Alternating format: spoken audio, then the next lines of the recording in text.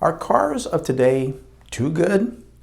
As the cars of today become safer, more fuel efficient, and more automated, the cost per vehicle, along with repairs, has gone up dramatically. The depreciation rate on the new cars has also increased. Here in the United States, 80% of households depend on an automobile, with a typical driver spending about 1 hour per day in the car. The cost of operating an automobile over the last 10 years has increased by 30%, with the average annual cost in nearly $12,300 in 2024. Wow.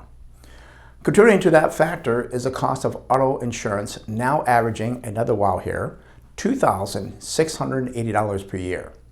It has increased 27% since the end of 2022. Nearly 25 years ago, car manufacturers, in an effort to save costs and make cars lighter for fuel efficiency, increased the amount of injectable molded thermoplastic components. Now, at last count, the average American car has over 400 pounds of plastic somewhere in the vehicle. As good as plastic can be, it still can degrade in the daily extreme heat cycling under the hood. I also learned that now, instead of timing chain belts, they have what they're calling wet timing belts. This is where the belt that synchronizes an engine cam timing with a crankshaft gets partially submerged in hot engine oil.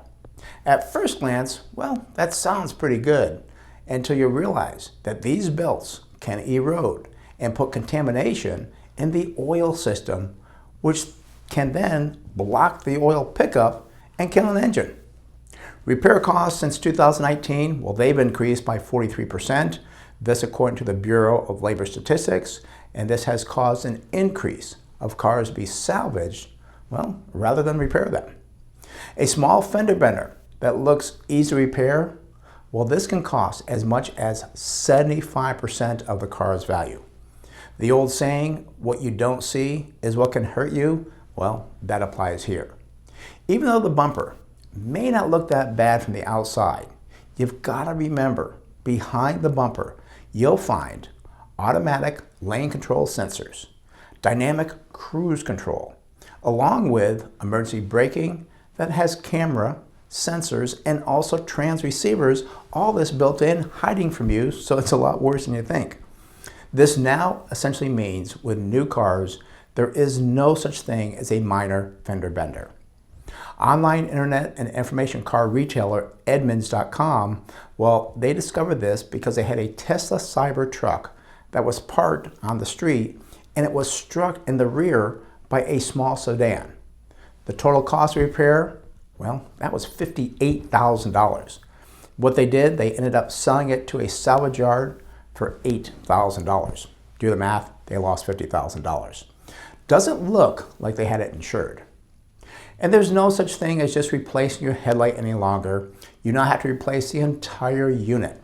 And if you love BMW or you love Porsche, be prepared to spend around $7,000 to $8,000 for that repair. Even if you own a more simple vehicle, like a Ford F-150, you're still going to pay almost $1,700 for that repair.